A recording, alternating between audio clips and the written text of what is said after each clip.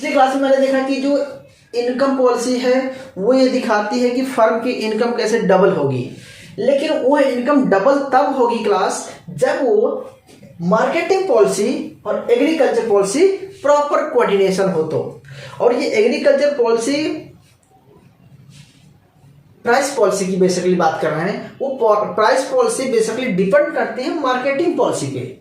अब क्लास आप सोचेंगे सर ये मार्केटिंग पॉलिसी क्या है और प्राइस पॉलिसी क्या है, तो मैं पहले इसका एक स्ट्रक्चर आपके माइंड में सेट करता हूं और इसके बाद आपके मैं रीडिंग के और पेज पे आऊंगा। देखिए क्लास, मार्केटिंग का मतलब ये नहीं होता कि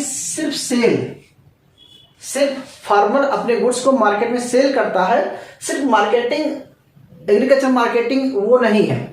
एग्रीकल्चर मार्केटिंग में बहुत सारे एस्पेक्ट हैं, बहुत सारे उसमें वेरिएबल्स हैं, बहुत सारे पार्ट्स हैं, उन सबको हम कवर करने के बाद बोलते हैं कि मार्केटिंग एग्रीकल्चर मार्केटिंग बेटर है।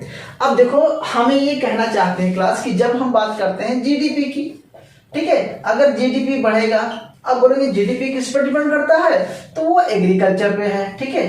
अगर एग्रीकल्चर को इंक्रीज होगा तो प्रोडक्शन होगा, तो लेकिन उस प्रोडक्शन का सही प्राइस मिलने की बात है, उस एग्रीकल्चर के गुड्स को मार्केट में सेल करने की बात है। तो अगर वो गुड्स मार्केट में सेल होगा प्रॉपर रेट पे, एक्यूरेट टाइम पे, एक्यूरेट मार्केट में, एक्यूरेट प्राइस पे, तभी उसको तभी जीडीपी बेटर होगी, यानी कि फर्म की इनकम तभी बेटर होगी या उसकी इनकम डबल तभी होगी। तो वो हम ये फोकस करने जा रहे हैं कि अगर किसी कंट्री को ग्रोथ करनी है तो एग्रीकल्चर फोकस करना पड़ेगा, और एग्रीकल्चर फोकस करना पड़ेगा तो एग्रीकल्चर में जो भी मैक्रो इकोनॉमिक्स पॉलिसी है उसके साथ साथ कुछ हमारी मार्केटिंग और प्राइस पॉलिसी का भी फोकस करना पड़ेगा। क्यों? क्योंकि जो प्रोडक्शन है वो किस मार्केट में कैसे बेचे, किस रेट पे बेचे, कहाँ बेचे, ये सब बड़ी बहुत सारे पार्ट निकल के आते हैं। तो हम पहले आपको समझाते हैं कि एग्रीकल्चर मार्केटिंग क्या है। एग्रीकल्चर मार्केटिंग का मतलब होता है कि फर्म की इनकम को बढ़ाने के लिए प्रॉपर जो मार्केटिंग सिस्टम है वो किस तरह से होना चाहिए। तो मार्केटिंग वर्ड में, मार्केटिंग सिस्टम में हम कई वर्डों को लेते हैं, जैसे क्लास समझ लेना प्लीज। एक होता है कलेक्शन ऑफ प्रोडक्ट, ठीक है, कलेक्शन ऑफ प्रोडक्ट यानी कि सारे एग्रीकल्चर प्रोडक्ट को एक जगह करना, कलेक्शन करना, फिर एक मंडी में ले जाके बेचना। तो कलेक्शन बहुत बड़ी बात है, उसे असेंबल करना, ठीक है। दूसरा होता है ग्रेडिंग। ग्रेडिंग का मतलब होता है कि फर्म प्रोड्यूस करता है गुड्स को, तो उसकी क्वालिटी अलग अलग होती है, कुछ हाई क्वालिटी होता है, कुछ लो क्वालिटी होता है, कुछ मीडियम क्वालिटी होता है। तो ग्रेडिंग बहुत जरूरी है, उसका ग्रेडिंग, स्टैंडर्डाइजेशन। तो स्टैंडर्डाइजेशन फार्मर को नहीं पता होता कि उसके गुड्स की क्या क्वालिटी है, ठीक है, ये अच्छी क्वालिटी है या बैड क्वालिटी है। तो ग्रेडिंग मार्केटिंग का पार्ट होता है। तीसरा होता है प्रोसेसिंग। कुछ ऐसे भी प्रोड्यूस हैं जिसको प्रोसेसिंग करना पड़ता है, जैसे फ्लोरिकल्चर हो गया, या आप सेरिकल्चर की बात करते हैं, या फिशिंग की बात करते हैं, या हम ये भी बात कर सकते हैं जैसे कि हॉर्टिकल्चर है। तो इन सब में बहुत सारे प्रोडक्ट होने के बाद उसको प्रोसेसिंग करना पड़ता है, तब मार्केट में सेल होता है। तो प्रोसेसिंग की रिक्वायरमेंट होती है मार्केटिंग में। और वेयर हाउसिंग एंड स्टोरेज, क्योंकि मार्केट में इतनी जल्दी सेल नहीं होता है, तो वेयर हाउसिंग होना चाहिए। वेयर हाउसिंग मतलब जब तक मार्केट में उसकी डिमांड ना हो तब तक फार्मर उसको सेव कर सके, उसको उसकी क्वालिटी डिग्रेड ना होने पाए, उसको एक समय तक वो वेयर हाउसिंग में रख सके। कोल्ड स्टोरेज की जैसे बात करते हैं आप, तो स्टोरेज होने चाहिए प्रॉपर। फिर होता है ट्रांसपोर्टेशन। मार्केटिंग मतलब कि उस गुड्स को, जो प्रोडक्शन होता है, उसको उस मार्केट तक पहुंचाना जहां पर उसका रेट लगेगा अच्छा, जहां उसको अच्छा रेट मिलेगा, वहां तक सेल, ठीक है। या प्रोडक्शन को कलेक्ट करने के लिए भी ट्रांसपोर्टेशन चाहिए, मार्केट में उसको सप्लाई करने के लिए ट्रांसपोर्टेशन बेटर होना चाहिए। अगला होता है क्रेडिट फैसिलिटीज। क्रेडिट मतलब होता है कि उस फार्मर के पास इतना पैसा होना चाहिए, सफिशिएंट अमाउंट होना चाहिए कि जब तक उसका मार्केट में नहीं बिकता है तब तक उसको ट्रांसपोर्टेशन कास्ट में भी उसका पैसा लगेगा, वेयर हाउसिंग में भी उसको पैसा लगेगा, प्रोसेसिंग में कॉस्ट लगेगी, ग्रेडिंग में उसकी कॉस्ट लगेगी, यानी कि कलेक्शन में उसकी कॉस्ट लगेगी। तो इसके लिए उसको फंड की रिक्वायरमेंट है। तो मार्केटिंग का सिंपल मतलब होता है बेचने से बात नहीं यहाँ पर क्लास। मार्केटिंग का मतलब होता है कि एग्रीकल्चर प्रोसेस मतलब फर्म से लेकर के मार्केट तक, यानी कि मतलब जहाँ पर प्रोडक्शन होता है वहाँ से लेकर के मार्केट तक सेल करने या एक्सपोर्ट करने तक जो प्रोसेस होती है वो मार्केटिंग का पार्ट हो जाता है। तो मार्केटिंग में इन सारे वर्डों को बोलेंगे तो इसे बोलेंगे मार्केटिंग। तो एग्रीकल्चर मार्केटिंग में ये सारे सब पॉइंट्स आ जाएंगे।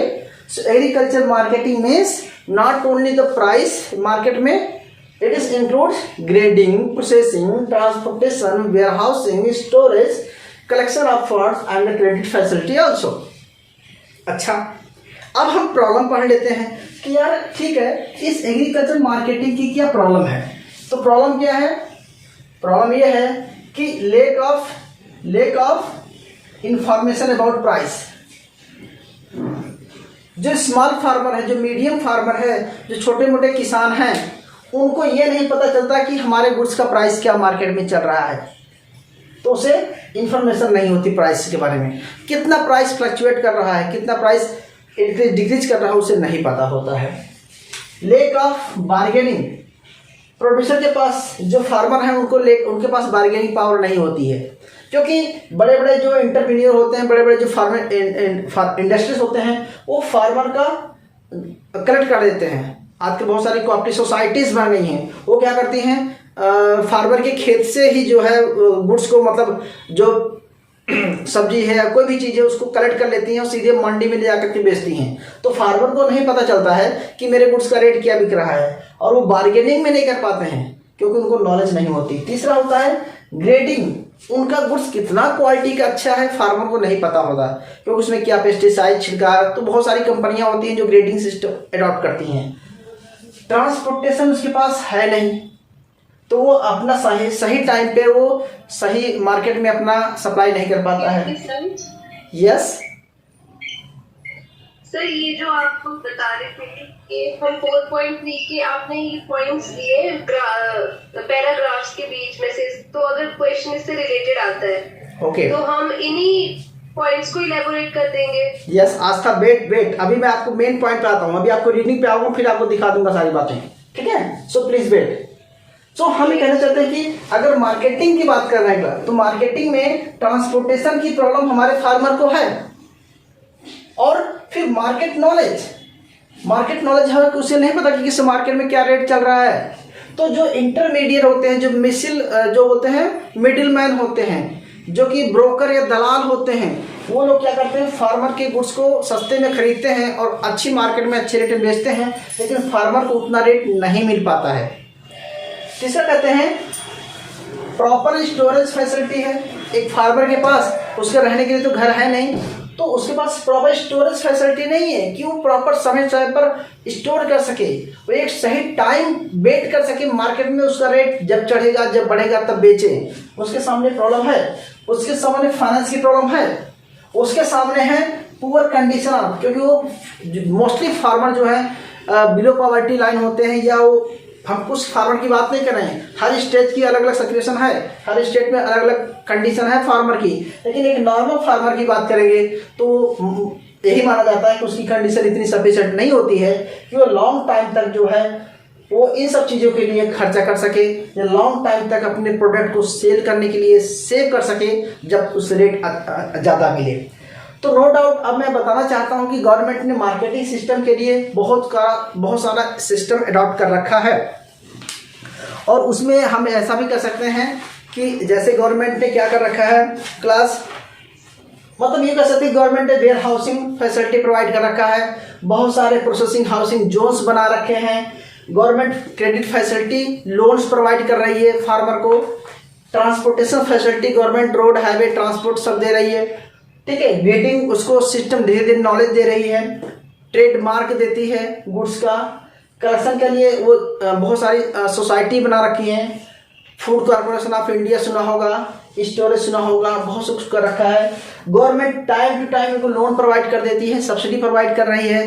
इस तरह से हम कह देंगे कि गवर्नमेंट ने इनके सुधार के लिए बहुत स्टेप लिया हुआ है, ठीक है। Training and marketing skills Nagpur में है, transportation facility every year government improve कर रही है, और इसके साथ साथ जो है कोऑपरेटिव सोसाइटीज, कोऑपरेटिव बैंक को बेसिकली एग्रीकल्चर मार्केटिंग के लिए ही वो डिवोट होती हैं। और स्टैंडर्डाइजेशंस, उसका जो वेट्स होता है, जो नाप, जैसे किलो होता है, जो बाट होता है, मेजरमेंट यूनिट्स होती है, उसको स्टैंडर्ड किया हुआ है। और जो एग मार्क सुना होगा आपने, एग मार्क वगैरह ट्रेड मार्क दिया होगा कि गुड्स की क्वालिटी क्या है। इसके साथ साथ जो है इंटरमीडिएटरी जो होते हैं बीच में, उसको इन्होंने ख़त्म कर रखा है। तो कहने मतलब कि गवर्नमेंट ने बहुत सारे स्टेप लिए हुए हैं। लेकिन अब हमें इस प्रॉब्लम को सॉल्व करने के लिए हम अपनी रीडिंग में थोड़ा सा पढ़ेंगे कि गवर्नमेंट ने मार्केटिंग के लिए क्या स्टेप्स लिया हुआ है। ठीक है, तो हम उसकी चर्चा थोड़ी देर बात करते हैं। अब आते हैं class agriculture price policy. Agriculture price policy का मतलब होता है कि फार्मर को उसका प्रॉपर रेट मिले, और प्रॉपर रेट तभी मिलेगा जब उसकी बेटर एग्रीकल्चर मार्केटिंग सिस्टम सही होगा तो। और मार्केटिंग सिस्टम सही होने के बावजूद भी अगर उसको प्राइस का सही नहीं मिलता है तो हम ये बोलेंगे कि फार्मर की डबल करने की इनकम जो है, हमारा जो टारगेट है वो हम नहीं मानते कि हो पाएगी। इसके पीछे बहुत सारा रीजन दिया जाता है। फिर थोड़ा सा हम पहले प्राइस पॉलिसी के बारे में बात करते हैं क्लास, कि प्राइस पॉलिसी वो पॉलिसी होती है जिसमें फार्मर की आगे के इन फ्यूचर के पॉइंट ऑफ व्यू से उसके प्रोडक्शन करने की एबिलिटी बनी रहे। और तभी उसकी एबिलिटी बनी रहेगी जब उसका सही टाइम पे उसका गुड्स मार्केट में बिक जाएगा और सही टाइम पे उसका रेट मिलेगा, उसको प्रॉफिट होगा, उसकी प्रोडक्ट, तभी वो क्या करेगा, उसकी सेविंग आएगी, तभी वो आगे जाकर के अगेन वो प्रोसेसिंग करेगा, अगेन प्रोडक्शन करेगा। तो हम बात करते हैं कि मार्केटिंग सिस्टम बेटर होगा तो उसका फर्म का प्राइस मिलेगा। तो हमें थोड़ा सा पढ़ना है एग्रीकल्चर प्राइस पॉलिसी का रोल क्या होता है। रोल ये होता है क्लास, अच्छा दूसरी चीज़ है, थोड़ा सा ये भी ध्यान देना कि इन पिछले 8-10 सालों में, 20 सालों में हम पिछले कई आर्टिकल्स में हमने ये देखा कि एग्रीकल्चर का प्राइस जो है और डिमांड और सप्लाई जो है इनइलास्टिक होता है। तो इसकी वजह से बहुत सारा प्राइस फ्लक्चुएशन आ रहा है। चाहे हम 2-3 आर्टिकल पीछे पढ़ चुके हैं क्लास, उसमें हमने देखा कि प्राइस कि डाउन नीचे क्यों चला गया, प्राइस अप क्यों हो गया एग्रीकल्चर का।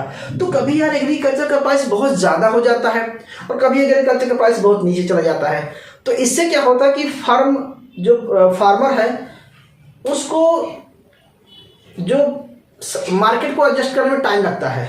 जैसे लास्ट ईयर अगर बहुत ज़्यादा रेट डाउन चला गया तो इस साल प्रोड्यूसर सोचता है कि यार इस साल प्रोड्यूस नहीं करूँगा क्योंकि रेट बहुत कम था।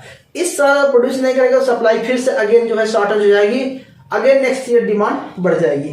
तो ये बहुत सारा वेरिएबल, बहुत सारा फिनोमिनन होते हैं जिसकी वजह से सप्लाई शॉर्ट हो जाता है। इम्पैक्ट ऑफ क्लाइमेट चेंज, ऐसा वेदर, ऐसा सिचुएशन चल रही है जैसे क्लाइमेट की वजह से हम ये कह ही नहीं सकते कि मार्केट में क्या सप्लाई होगी क्या नहीं होगी।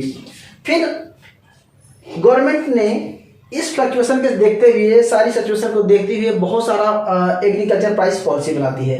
अब एग्रीकल्चर प्राइस पॉलिसी का मेन ऑब्जेक्टिव क्या होता है, ये होता है कि stabilize the prices of agriculture, मतलब प्राइस स्टेबलाइजेशन करना होता है एग्रीकल्चर प्राइस को कि ताकि फ्लक्चुएटर ना आए।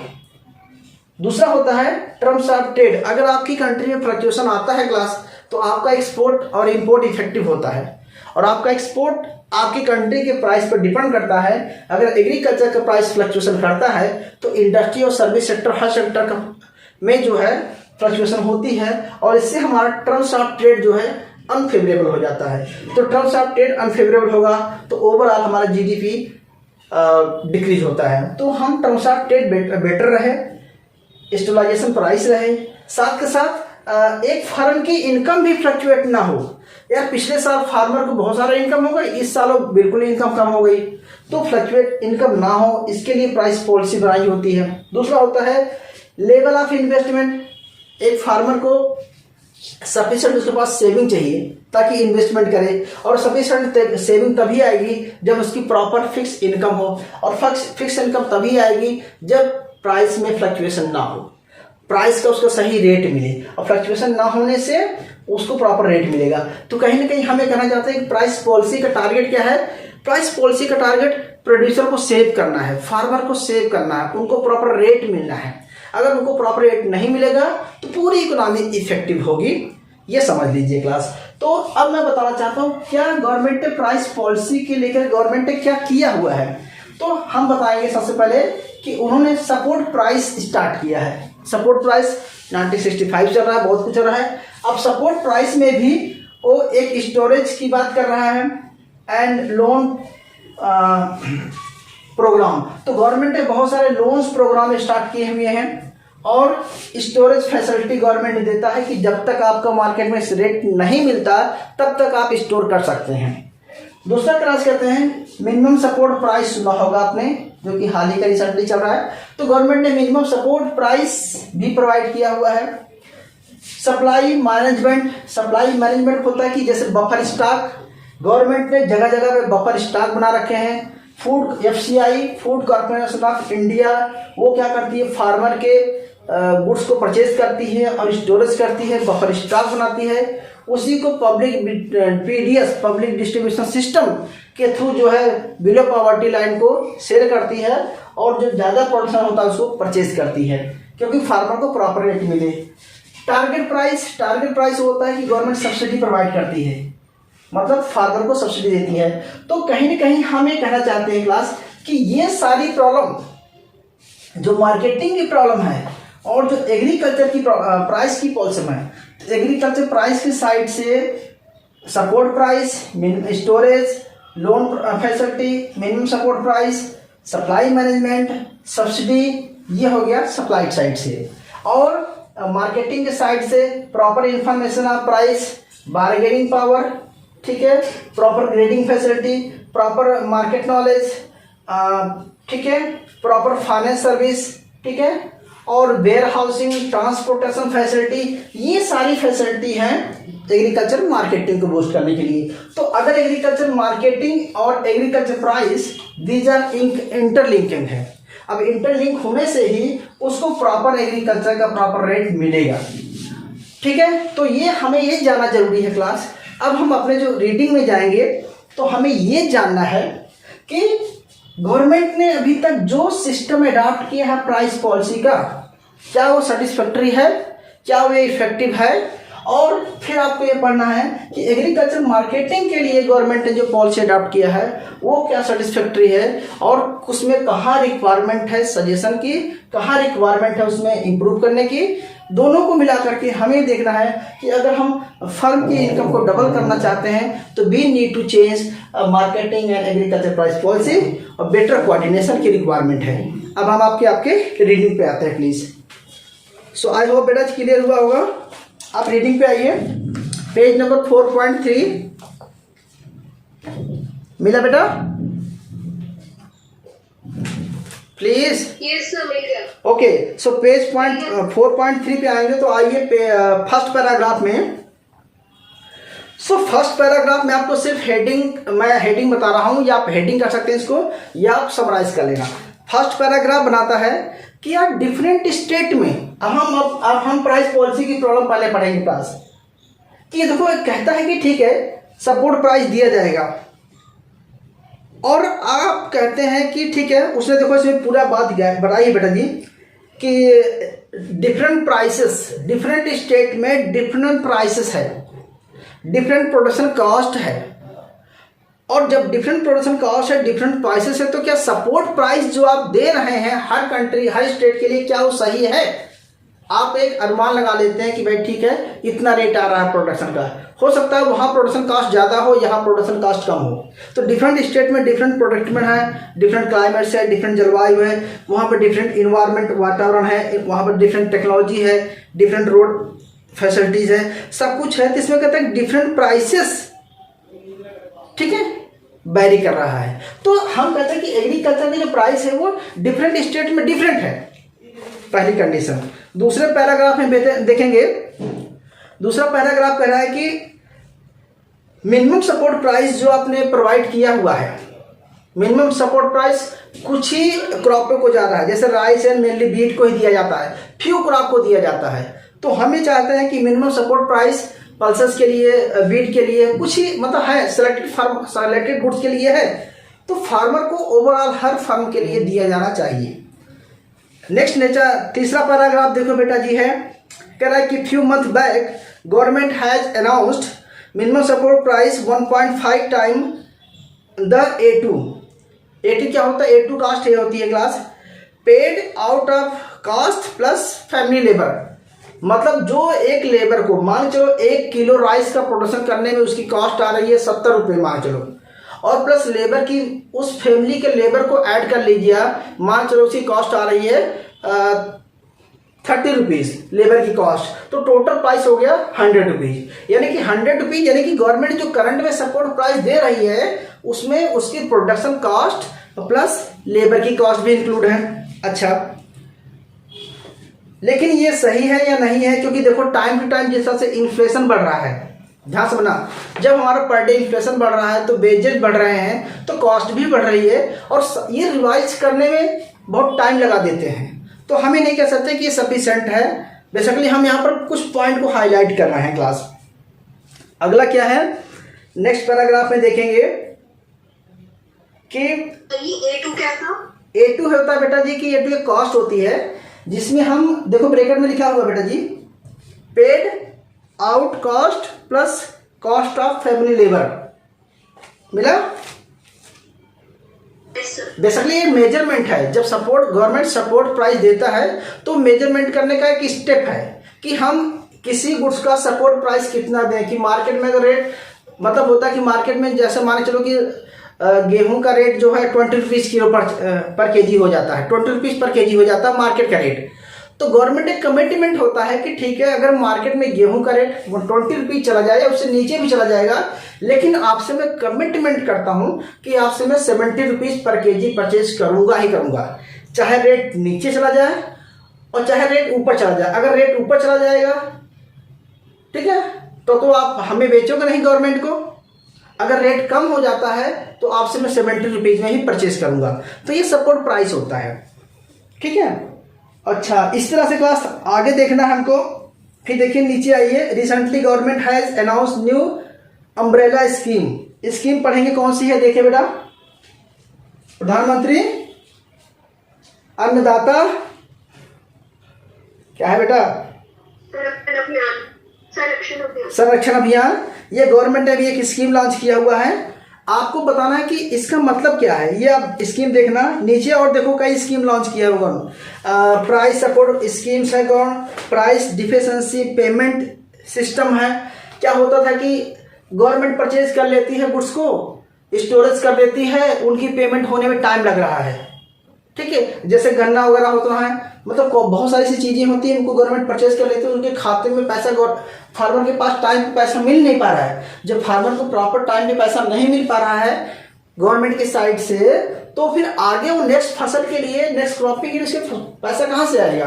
तो यही सब कहना चाहता है, और इसके लिए और भी स्टार्ट किया हुआ है। देखो बेटा जी, मध्य प्रदेश में कौन सी योजना स्टार्ट की है गवर्नमेंट ने, भावांतर क्या है, भावांतर योजना, भावांतर भुगतान योजना, भुगतान योजना नहीं ये हमारा मिसिंग है ना, इसलिए आपके यहाँ दिख रहा भुगतान है, भुगतान योजना। यस, भावांतर मतलब भावांतर, भाव समझते हैं, प्राइसेस, और भुगतान मतलब पेमेंट। ठीक है, तो अगर वो जो वेरिएशन होता है मार्केट प्राइस में, ठीक है, डिफरेंट, तो उस रेट पे वो पेमेंट करेगा बेटा। और आइए देखिए नीचे आइए, एक और स्कीम है गवर्नमेंट ने लॉन्च किया हुआ है, RYT क्या है बेटा जी, हमारे यहाँ मिसिंग है, बंधु, रायतु बंधु स्कीम तेलंगाना में स्टार्ट किया था बेटा जी।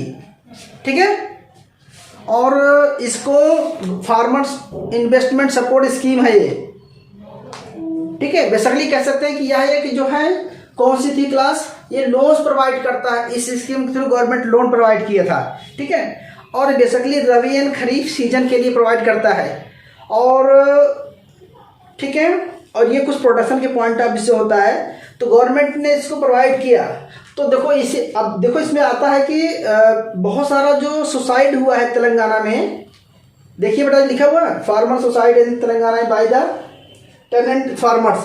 जो टेनेंट फार्मर होते हैं, जैसे मैं सपोज दैट मैं लैंड एरिया एक्वायर कर लिया और मैं सरकार से लोन ले लिया, हमने एग्रीकल्चर उस पर प्रोडक्शन किया, मार्केट में सेल किया, लेकिन क्या हुआ, एक तो प्रोडक्शन ही सही से नहीं हुआ, हो सकता है और कुछ प्रॉब्लम हो जैसे हमारा प्रोडक्शन नहीं हुआ। दूसरी तरफ अगर हमने सेल भी किया तो टाइम पे पैसा नहीं मिला। इन सबसे क्या हुआ कि उसको प्रॉपर रेट नहीं मिल रहा है। तो एक तरफ खुद किसान जो है कर्ज में डूबा हुआ है और फिर लोन भी ले लिया हुआ है, उधर प्रोडक्शन भी नहीं हुआ, तो क्या करेगा, सुसाइड ही करेगा। ठीक है, तो इसके बाद गवर्नमेंट ने देखो income transfer payment support price scheme, तो गवर्नमेंट ने बहुत सारा अडॉप्ट किया हुआ है। आपको ये बताना चाहता था क्लास कि देखो हमने सपोर्ट प्राइस की बात किया, स्टोरेज की बात किया, लोन प्रोग्राम की बात किया, एमएसपी की बात किया, तो ये सारे के साथ साथ गवर्नमेंट ने रिसेंटली सब सारे चीज़ें चेंज की है। अब बेटा मैं पूरा नहीं बोलूँगा, नीचे आइए देखिए, marketing reform and freedom for farmer मिला बेटा। Next paragraph, marketing reform. Okay, अब हम बेटा जी मार्केटिंग की बात करेंगे। मार्केटिंग के लिए गवर्नमेंट ने क्या किया हुआ है, इसमें एक एक चीज देख लीजिए। अब मैं आप इसमें मिलेगा आपको लॉन्ग सप्लाई चेन। ठीक है, लॉन्ग सप्लाई चेन की बात किया है। गवर्नमेंट ने क्रिएटेड ई नेम प्लेटफॉर्म और सेल्फ हेल्प ग्रुप स्टार्ट किया हुआ है।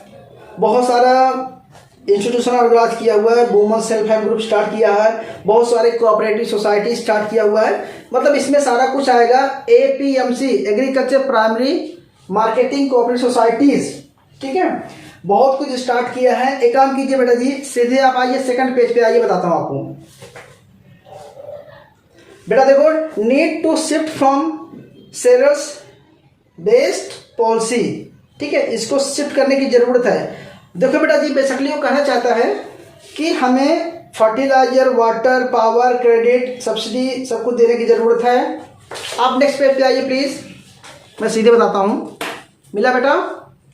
देखो नेक्स्ट पेज पे लिखा हुआ है बियॉन्ड हार्वेस्ट। मिला बेटा क्लास? Beyond harvest. ओके, सो बियॉन्ड हार्वेस्ट का मतलब ये होता है कि मार्केटिंग क्या है, बियॉन्ड हार्वेस्ट है। हार्वेस्ट मतलब प्रोडक्शन होने के बाद मेन काम मार्केटिंग का होता है, और मार्केटिंग में कमी होता है तो उसके लिए गवर्नमेंट ने क्या स्टेप लिया हुआ देखिए, warehousing, storage, value chain, food processing and export. ठीक है बेटा जी? ओके, मैं आपको ये सारी चीजें बताना चाहता हूं कि आप ये बोलेंगे कि no doubt government has start किया हुआ है वेयर हाउसिंग के बारे में। ठीक है, ट्रांसपोर्टेशन फैसिलिटी स्टार्ट किया हुआ है और उसके गुड्स को अच्छे रेट में एक्सपोर्ट करने हैं, तो एक्सपोर्ट भी कर सकते हैं आप, एक्सपोर्ट है। और ग्रेडिंग की बात कर रहा है। ठीक है, वैल्यू चेन क्या होता है? वैल्यू चेन होता है कि उसको वैल्यू, उसकी वैल्यू को चेन करना। ग्रेडिंग समझ बेटा जी? वैल्यू चेन मतलब उसकी एक श्रृंखला होती है, गुड्स की क्वालिटी के अकॉर्डिंग उसको डिवाइड कर देता है, क्या रेट है, कैसा रेट है। आपने हाइफेड सुना बेटा? हाइफेड नाइफेड सुना आपने? प्लीज, क्या सर? हाइफेड सुना आपने? हाइफेड या नाइफेड सुना आपने? अरे सर हाइफेड सुना हुआ है। क्या है, चावल की ब्रांड है क्या? ये राइस है, चावल है। हाँ जी बेटा, आप बता दीजिए। अरे ये सब ब्रांडेड होती हैं। ये क्या करती हैं, उस नाम दे देती हैं, गवर्नमेंट अप्रूवल एजेंसीज होती हैं। तो ये क्या करती है कि फार्मर से लेते हैं, उसको प्रोसेसिंग करते हैं, ग्रेडिंग करते हैं, और वही चीज़ को क्या करते हैं, अलग अलग डिवाइड कर देते हैं। अभी आप राइस लेंगे तो कोई बोलेगा 40 रुपीज़ किलो है, कोई बोलेगा 70 रुपीज़ में है, कोई बोलेगा 60 रुपीज़ में है। क्या है, ग्रेडिंग है। लेकिन फार्मर को नहीं पता कि उसके गुड्स की क्या ग्रेडिंग लगेगी। ठीक है, तो इसीलिए जैसे बहुत सारे अलग अलग गुड्स के लिए गवर्नमेंट ने कोऑपरेटिव सोसाइटी बना दिया है, जैसे milk cooperative society, rice cooperative society, sugar cooperative society. हर एक गुड्स के लिए एक कोऑपरेटिव सोसाइटीज़ है, हर एक गुड्स के लिए एक ट्रेडमार्क है। ठीक है, ये लंबी प्रोसीजर है। तो मुझे आपको बताना चाहता हूँ कि ये वेयर हाउसिंग बनाया गया, प्रोसेसिंग रेट, मतलब आपको ये सारे पॉइंट्स एक्सप्लेन करने हैं मार्केटिंग के लिए। बाकी हम नेक्स्ट इसको पहले स्टार्टअप देख लेना। स्टार्टअप गवर्नमेंट स्टार्ट किया हुआ है, बहुत सारा इनोवेशन की बात कर रहा है, तो प्लीज़ थोड़ा सा आप इसको पढ़ लेना। और गवर्नमेंट ने टैरिफ, क्योंकि हम ट्रेड पॉलिसी पढ़ चुके हैं, तो देखेंगे कि प्रॉपर टैरिफ पॉलिसी गवर्नमेंट ने स्टार्ट किया हुआ है, ठीक है। एक्सपोर्ट यूनाइटेड गुड्स के लिए बहुत सारे special economic zone, agriculture special economic zone बना रखा है ताकि फार्म को प्रॉपर रेट वगैरह मिले। कुल मिला के मैं ये कहना चाहता हूँ, आपको क्या करना है, हमें अगर एग्ज़ाम में लिखना है, हमें पेपर पास करना है, तो आएगा कि एग्रीकल्चर मार्केटिंग पॉलिसी को एक्सप्लेन कीजिए मार्केट को। तो थोड़ा सा बताना पड़ेगा आपको कि what is the role of agriculture price policy and इसका रोल्स क्या है मार्केटिंग का। तो दोनों का रोल्स दिखाना है। दोनों का रोल्स यही रहेगा कि फार्मर को प्रॉपर रेट मिले, प्राइस स्टेबिलिटी ना हो और टाइम पे सब कुछ मिले, फार्म की इनकम डबल हो ताकि इकोनॉमिक ग्रोथ हो और एग्रीकल्चर ग्रोथ हो, सस्टेनेबिलिटी आए, ये सारा ऑब्जेक्टिव हो जाएगा। फिर थोड़ा सा बताना है आपको कि मार्केटिंग में स्टेप में क्या क्या प्रॉब्लम चल रही है और एग्रीकल्चर प्राइस पॉलिसी एग्रीकल्चर में क्या क्या प्रॉब्लम चल रही है।